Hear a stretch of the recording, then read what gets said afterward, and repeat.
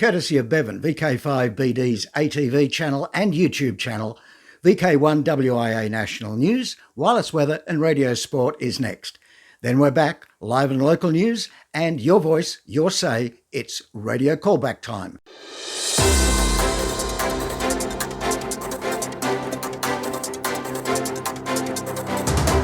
From Australia, this is the Wireless Institute of Australia with the weekly news service. This broadcast is in text, audio and video and is accessed on wia.org.au.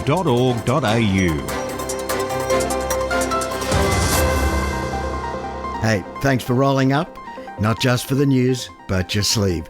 VK1WIA or double jab in the new vernacular. It is the national news. It is October 31 edition of VK's national news broadcast from your Wireless Institute of Australia. And yes, it is the best news you'll get all week. So grab a cup of coffee, and I think this week you'll only need a short one, and we'll get into the news. Now, we're going to start off where we ended off last week, when we made mention how only two groups thought it newsworthy enough to send reports to the WIA News on their JOTA activity. Nick Quigley, OAM, VK4CNQ, has dropped us a most interesting note on JOTA, where the ham-ops came from over 5.5 hours drive away to participate and start up JOTA. Now, Nick, a fellow Vietnam vet, is heavily involved with Coxcomb Veterans Bush Retreat, a safe harbour open to all serving and ex-military and all emergency services and their families. It's also open to civilian service groups for meetings and conferences in the Rockhampton district. Now, the Chinchilla Scout Group go up to Coxcomb every year for a 10-day camp. This year they visited Keppel Island, went caving, visited Emu Park Memorial Walk and had a great time. VK4CNQ was talking to Leanne Fitzgerald, the District Commissioner for Chinchilla and Surrounds, and heard they were not having JOTA as such because they didn't know any amateurs in the region. So Nick said, I'll come down. Now, Nick's walking and breathing isn't as good as it was in earlier times, but he travelled with Robert Holmes, Coxcomb President, and they set up a JOTA station, including as centrepiece a CW ops position. I think everybody had a go on the key that JOTA weekend and came back next day for more, and so many came by just to thank us for bringing Morse to their JOTA.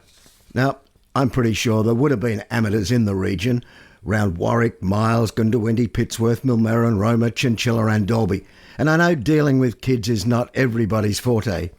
But remember, only amateurs make JOTA possible. And that note in from Nick Quigley, OAM, VK4CNQ. This is VK1WIA.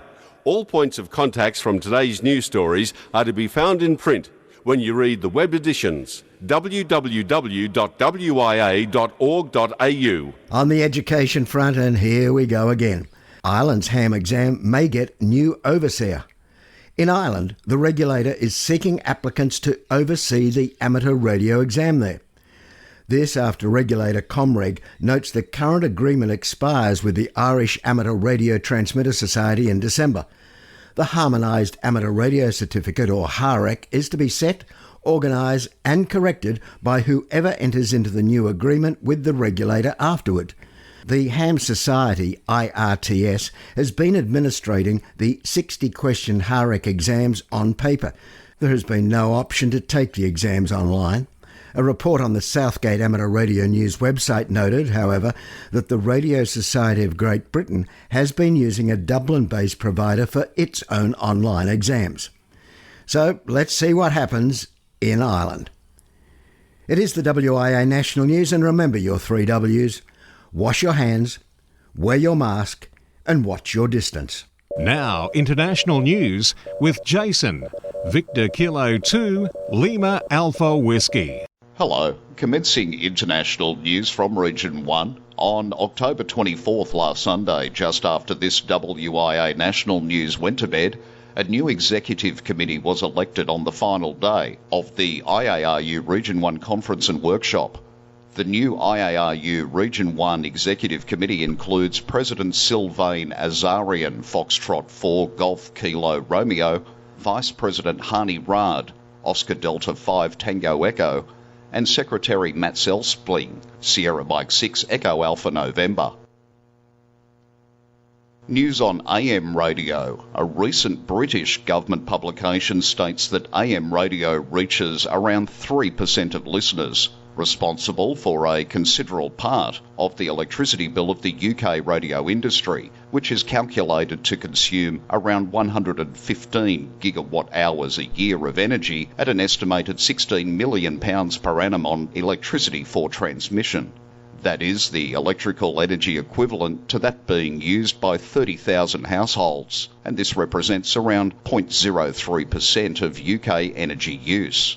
Of this, around 3/4 of the energy is used for analogue radio broadcasts and 1/4 for digital radio broadcasts.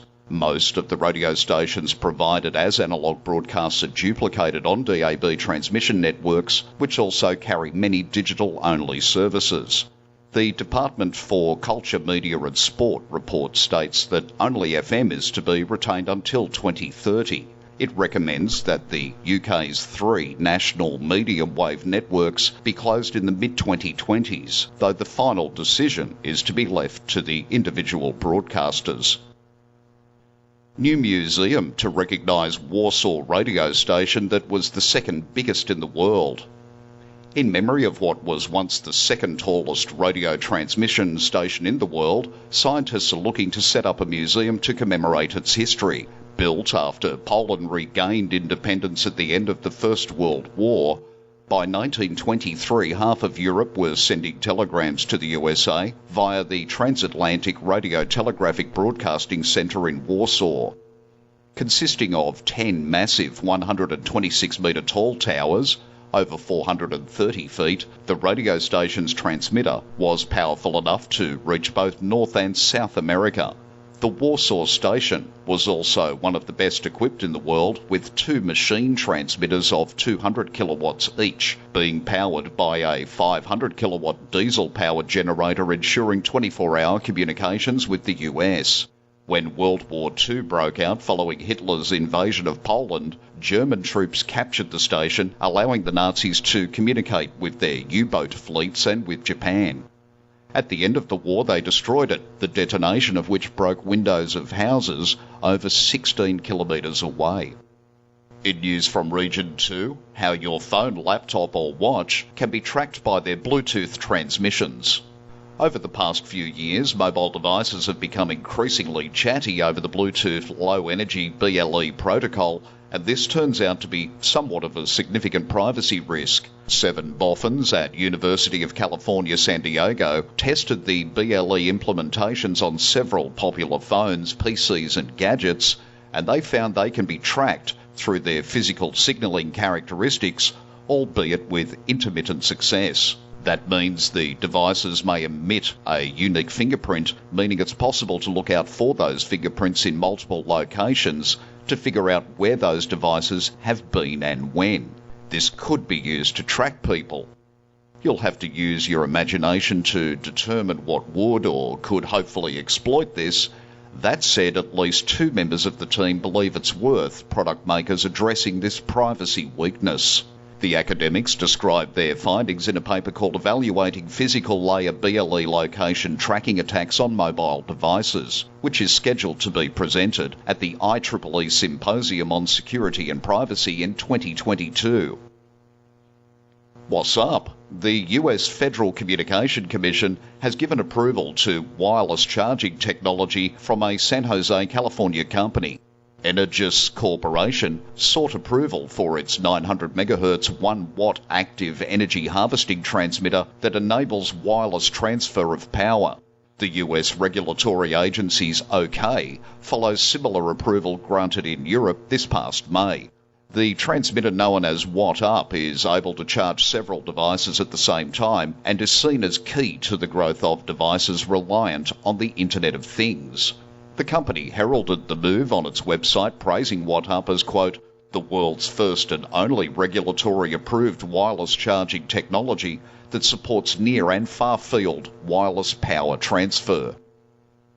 And wrapping up international news from Region 3, Radio Ham restores emergency comm system. The Hindu reports radio amateur Shibu George has rejuvenated a radio communication system for disaster management. The Hindu newspaper says a radio wireless network system, which was installed more than a decade ago in 2009 in all district headquarters in the state, but abandoned later due to poor range and lack of proper maintenance, has been rejuvenated to effectively coordinate rescue operations even in adverse weather conditions. Shibu George, an employee of DEOC, District Emergency Operations Centre in Trissa, who is doing his research in disaster management, redeveloped the system with necessary upgrading which can make disaster management faster and effective during calamities. Now, all 7 taluks in Trissa district are connected to the collectorate through the radio system. The radio wireless system will even function even when the mobile network and even satellite phone connection develop snags in adverse weather conditions. The system was effectively used in the district to coordinate relief operations during the floods last week, said Mr. George. Shibu George, who's doing his PhD research in modern applications in disaster management based in Kerala floods 2018, happened to stumble upon the novel idea quite accidentally. He noticed the abandoned dust-covered repeater lying somewhere in the Trissa Collectorate control room. Mr. George, who is a ham radio licence holder, sought the help of CS Sarat Chandran, radio officer, and the duo, with permission of the then Trissa District Collector S. Shanavas, made the repeater functional. For WIA National News, in Sydney, I'm Jason, VK2WIA.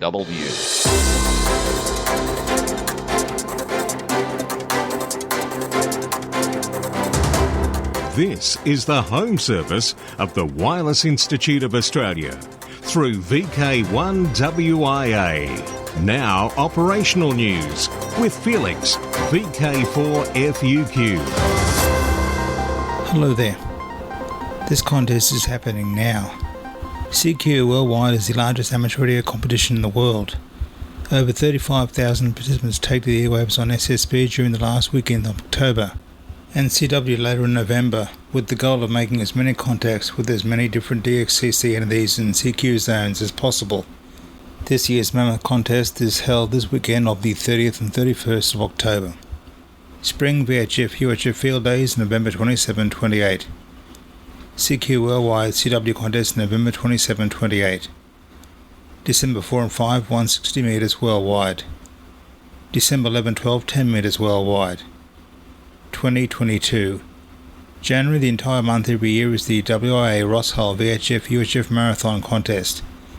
0000 hours UTC 1 January to 23:59 hours UTC 31st January. WIA VHF-UHF Field Days. Summer 2022. 0100 hours UTC Saturday 15 January through 00:59 hours UTC Sunday 16 January. Jefferson BK6. John Moore Memorial Field Day. March 2022. Harrow Angel Memorial 80-metre Sprint, Saturday 7th of May 2022. 10 hours UTC to 11:46 UTC. VK Shires Contest 11 June 2022. WIA VHF-UHF Field Days Winter 2022. 0200 hours UTC Saturday 25 June through 0159 UTC Sunday 26 June. Jefferson BK6. WIA Trans-Tasman Low Bend Contest 16 July 2022. The Trans-Tasman Contest, held on the third weekend in July, aims to encourage low band activity between VK and ZL. WIARD or Remembrance Day Contest, weekend closest to the 15th of August each year. 2022, it's Saturday, Sunday, August 13 and 14. DX window. North from Alaska. VY0ERC from the Eureka weather station is operated by the Eureka Amateur Radio Club, probably the most northerly located amateur radio club in the world. From Eureka, Nunavut. Eureka is a small research base on Ellesmere Island in the Canadian territory of Nunavut. It is the third northernmost permanent research community in the world. Eureka has the lowest average annual temperature and the lowest amount of precipitation of any weather station in Canada. To give you an idea of just how far north, it's about the same distance north of Anchorage in Alaska as the Panama Canal is south. Work this one and you have achieved something special. The VY0ERC team, VK1WIA and V3KTB, is active from the polar environment atmospheric until November 22nd and plans to be in today's CQ Worldwide DXSSB and also the ARRL sweepstakes contests. Outside of the contests, the suggested bands are 40 and 20 metres, as well as FM satellites. QSL via M0OXO, OQRS or direct. VK20 Home. Don't forget that the WIA special event call sign VK20 Home is still available for members' use until December 31st, 2021. Check the WIA website and special event pages to book your time slot for use. VI50SG is QRV until December's end, commemorating 50 years of the St George Amateur Radio Society in New South Wales. QSL via the Bureau. I mentioned Panama at the start of this report. Well, here's a group from that region. Special event stations 3F200AT, 3E200P and 3F200NG are QRV until November 30, celebrating Panama's bicentennial anniversary of independence from Spain. QSL route is via club logs OQRS or Relay TW. For VK1WIA National News, I'm Felix, VK4FU Winningham. Across Australia from VK1WIA, you're tuned to the WIA National News Service. In Adelaide, South Australia, it can be heard on 476 kHz lower sideband at 9 a.m. on Sunday mornings. I'm Steph, VK5FQ. Graham popping in again with Media Watch, advertising for a national radio additional service licence. Ofcom in the UK is inviting applications for a national radio additional service licence. Now, additional services use the spare capacity within signals carrying sound broadcasting services on certain frequencies. The current licence, held by Inrix UK Limited, uses spare capacity from the frequencies used to broadcast classic FM, and they use it to transmit traffic and road travel information to in-car navigation devices. This licence is due to expire on the 28th of February 2022.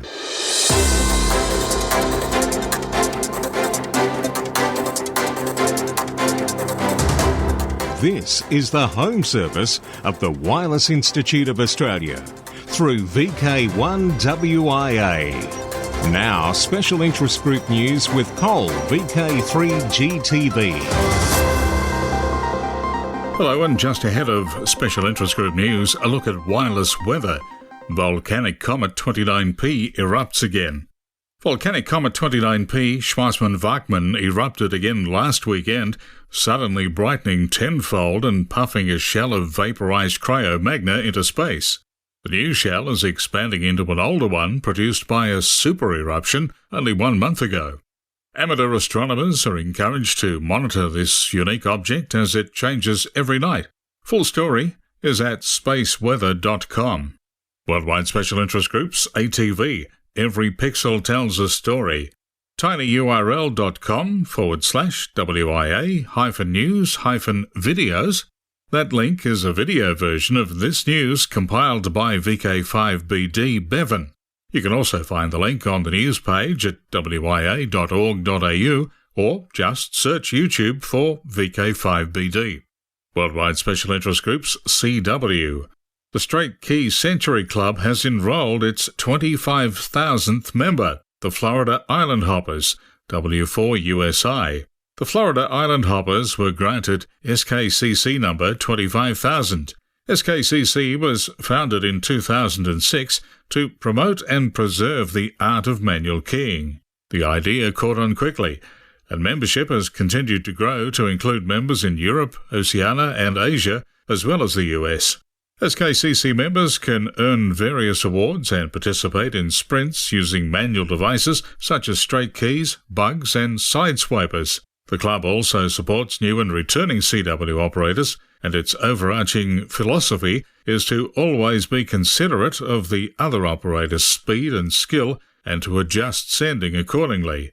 Membership of the SKCC is free and open to operators of all skill levels. Worldwide Special Interest Groups, Digital. The WSJT development team has announced the general availability release of WSJT-X version 2.5.1. This release mainly contains improvements and defect repairs related to Q65 and JT65 modes when used with non-standard and compound calls. Also included is a new feature for microwave aircraft scatter and repairs for defects detected since the 2.5.0 release. Just type WSJT-X into your favourite search engine.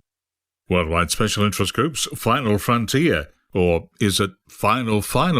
Failed Russian satellite crashes back to Earth over the United States and Canada. The spacecraft didn't make it into orbit and went out in a blaze of glory instead. A fireball that blazed a slow trail across the skies above Michigan and other nearby states and provinces Tuesday night wasn't a meteor, but instead a spacecraft making an unexpected homecoming. Dozens of photos, videos and eyewitness reports came pouring into the American Meteor Society from the Great Lakes region and as far south as Tennessee. Astronomer Jonathan McDowell, a leading observer of satellites and other orbital spacecraft, was quick to note on Twitter that the sightings corresponded very closely to the exact predicted time Cosmos 2551 passed over the region. Cosmos 2551 was a Russian reconnaissance satellite that launched on September 9th, but didn't make it into orbit. Videos captured from across the region show a fireball working its way across the evening sky for nearly a minute. This, in one hint that the fiery object likely was not natural, as meteors are typically much smaller and can move faster, allowing them to burn up quick. A bulky satellite, on the other hand, can take longer to disintegrate and meets more resistance as it re-enters the atmosphere, leading to a more prolonged burn. Although the images appear to show the artificial satellite edging ever closer to the ground as it makes a run for the horizon, McDowell clarified that it was actually being observed at an altitude of about 64 kilometres. The fireball isn't the only one to have been seen this week. The Orionids reached a peak Thursday morning, and fireballs from that meteor shower may continue to light up the skies throughout the weekend. Worldwide Special Interest Group's IOTA. Miguel, EA1BP will be active as FM/EA1BP from Martinique, IOTA reference NA107, from the 27th of October to the 5th of November, including an entry in the CQWW DX-SSB contest as Tango Oscar 7 Oscar. QSL via his home call. The logs will be uploaded to Logbook of the World and Club Log. Tony, EA5RM, and a large multinational team will be active as HD8R from San Cristobal, Galapagos Islands, SA004, from the 26th of October to the 7th of November. They'll operate CW, SSB and FT8 on the 6 through to 160 metre bands, plus RITI on 20 metres, with at least 4 stations on air simultaneously. QSL via EA5RM. Worldwide Special Interest Group's Radio Amateur Oldtimers. And you all know who's joining us now. Hello everyone, this is Clive, VK6CSW, reminding you that tomorrow is the first Monday of the month, time for the Radio Amateurs Old Timers Club of Australia's November Bulletin to go to air. Following the club news, we have 2 articles for you. The first one is about Michael Faraday, the scientist who gave us units of capacitance, plus many other things, read by Ian VK3JS. The second is another trip down memory lane, remembering Windows 1.0, read by Bruce VK3UV. Everyone, RAOTC members and non-members alike, is most welcome to listen to the programme and to join the callbacks afterwards. Full details of all transmission times and modes can be found on the RAOTC website at www.raotc.org.au or just Google RAOTC broadcasts. If none of the transmission times suit you, you can download the audio file at any time from today from the website. If you listen this way, brief feedback would be appreciated. Members and friends of the RAOTC in Perth are reminded that the next lunchtime meeting is at the Bayswater Hotel on Tuesday, November the 9th. All are welcome. Once again, tune in tomorrow for the November RAOTC Bulletin. Enjoy the programme and please join in the callbacks afterwards. 7-3 from Clive, VK6CSW. Thanks, Clive. Worldwide Special Interest Groups, Rescue Radio. NBN Co is calling on Australians to put safety measures in place this disaster season, to follow some simple tips to help maintain communications during emergency and disaster events. It's backing this up with a rollout of emergency equipment Australia-wide, ready for emergencies across the country this summer. Critical Comms say this season's recovery efforts will be boosted by the addition of 58 new pieces of temporary infrastructure, including multi-technology trailers, network on wheels, wireless mast trailers and hybrid power cubes, which will be stationed in different locations across the country for potential deployment if needed. For WIA National News, I'm Col, VK3GTV. This is VK1WIA. All points of contacts from today's news stories are to be found in print when you read the web editions, www.wia.org.au. Well, I told you you'd only need a small cup of coffee to get through this week's news. So, cups down, pencils up. Here's what's happening on the social scene right across Australia. One item. That's right, there's only one thing left of note here in VK for the ham radio community, and that's at Rosebud, and it happens in about 14 days' time. November 14, it's Rosebud Radio Fest by Spark, 9:30 a.m. So now, until next we meet, I'm Graham, VK4BB. On behalf of the team, walk softly.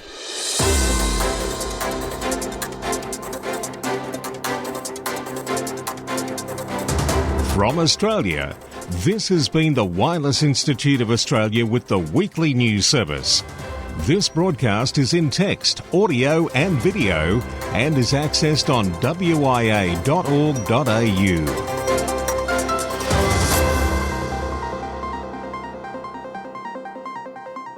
Courtesy of Bevan, VK5BD's ATV and YouTube channel, this has been WIA National News.